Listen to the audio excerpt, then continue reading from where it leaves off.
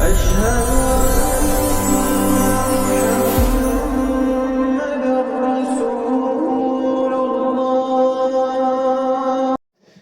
ہیں کہ قارون حضرت موسیٰ علیہ السلام کے چچا کا بیٹا تھا اور اتنا خوبصورت تھا کہ لوگ اس کو منور اور روشن کہتے تھے۔ اس نے حضرت موسیٰ سے عجیب عجیب علم سیکھے تھے۔ اس میں سے ایک علم کیمیا تھا، یعنی راسائنک وگیان تھا۔ جب یہ علم اس کو ملا تو اس کا مال اتنی تیزی سے بڑھا کہ 40 کھچر اس کے خزانوں کے صندوقوں کی چابیاں کھینچتے تھے۔ جب حضرت موسیٰ نے اس کو زکوٰۃ کا حکم دیا کہ 1000 دینار میں سے 1 دینار زکوٰۃ دیا کرو، یہ اس پر بڑا بوجھ ہوا اور بحث کرنے لگا اور حضرت موسیٰ کی تابعداری سے نکل کر سرکشی کا طریقہ شروع کر دیا۔ سواری کے وقت اس کے ساتھ 1000 جوان نکلا کرتے تھے جو بہترین کپڑے پہنے ہوتے تھے، ہیرے جواہرات سے لدے ہوتے تھے، اور ان کے ساتھ لڑکیاں بھی ساتھ میں ہوتی تھی جو خوب سجی دھجی ہوتی تھی۔ لوگ اس کی خوبصورتی دیکھ کر یہ کہتے تھے کہ کاش ہم بھی قارون کی طرح خوبصورت ہوتے، اور جو قارون کو ملا ہے وہ ہمیں بھی ملا ہوتا۔ جب حضرت موسیٰ اس سے زکوٰۃ ادا کرنے کی تاکید کرتے، وہ جاہلوں کو جمع کر کے کہتا کہ تم اور باتوں میں تو موسیٰ کی تابعداری کرتے ہو اور تم اس کے حکم پر چلتے ہو۔ اب وہ چاہتا ہے کہ زکوٰۃ کے بہانے سے تمہارا مال لے لے اور تم کو فقیر بنا دے۔ تم کیوں چپ بیٹھے ہو؟ جواب اسے کیوں نہیں دیتے؟ یہ سب بولے کہ تو ہمارا سردار ہے، جو کچھ تیری رائے میں آئے سو کر، ہم تیری رائے میں شامل اور تابع ہیں۔ قارون نے حضرت موسیٰ کو ذلیل کرنے کے لیے اپنے ساتھیوں سے مشورہ کیا۔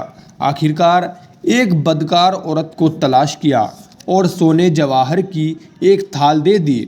اس کو اس بات پر تیار کیا کہ جس وقت حضرت موسیٰ واعظ کرنے مجلس میں بیٹھے اور بنی اسرائیل کے لوگ وہاں پر جمع ہو، اسی وقت مجلس میں آ کر اس کا اقرار کر لے کہ موسیٰ نے میرے ساتھ زنا کیا ہے۔ اس طرح بنی اسرائیل حضرت موسیٰ سے بدگمان ہو جائیں گے اور تورات کے مطابق عمل کرنا بھی چھوڑ دیں گے۔ کہتے ہیں کہ حضرت موسیٰ ہر ہفتے میں ایک وعظ کی مجلس کیا کرتے تھے اور اس میں بیٹھا کرتے تھے۔ جب لوگ اس دن جمع ہوئے، قارون بھی بڑی شان اور شوکت کے ساتھ حاضر ہوا اور حضرت موسیٰ کی مجلس میں بیٹھ کر مذاق اڑانا اور ہنسنا شروع کر دیا، اور وہ بدکار عورت بھی مجلس کے ایک کونے میں بیٹھ گئی۔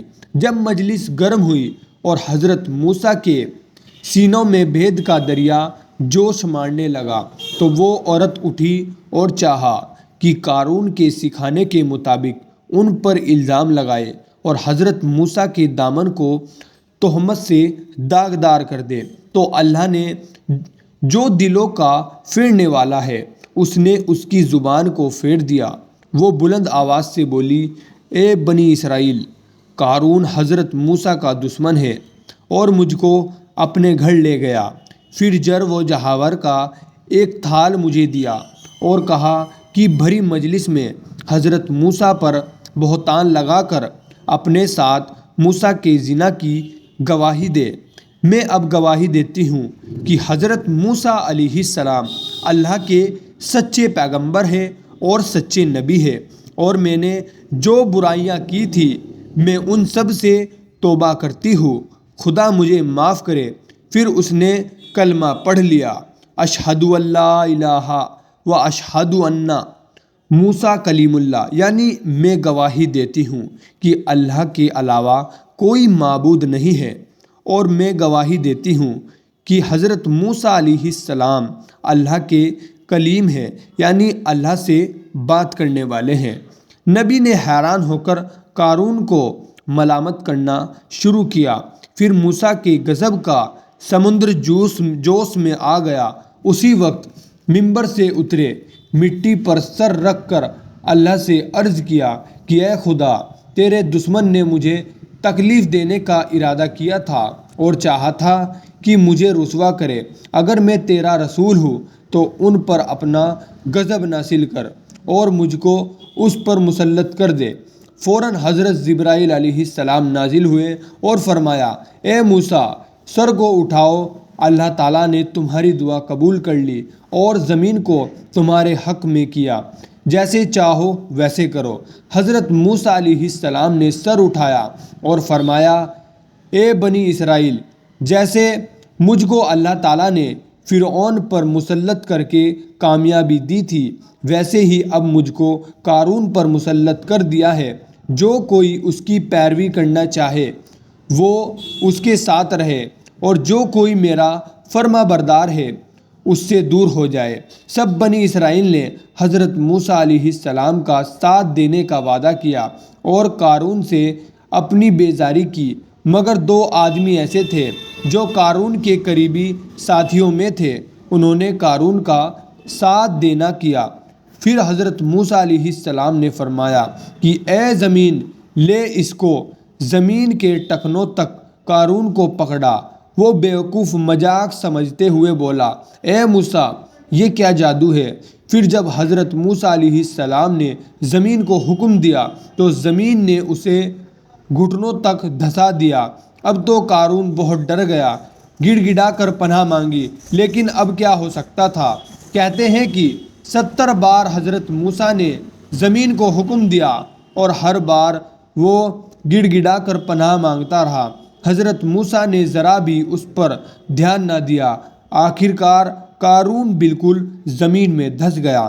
بنی اسرائیل کے بگڑے ہوئے لوگ کہتے تھے کہ حضرت موسیٰ علیہ السلام نے مال کے لالچ میں قارون کو پناہ نہ دی۔ یہ بات حضرت موسیٰ نے سن کر پھر دعا مانگی اور زمین کو حکم دیا کہ قارون کے تمام مال اور اسباب، نقد اور دوسرے سامانوں کو اور پوری حویلی کو دھسا دے۔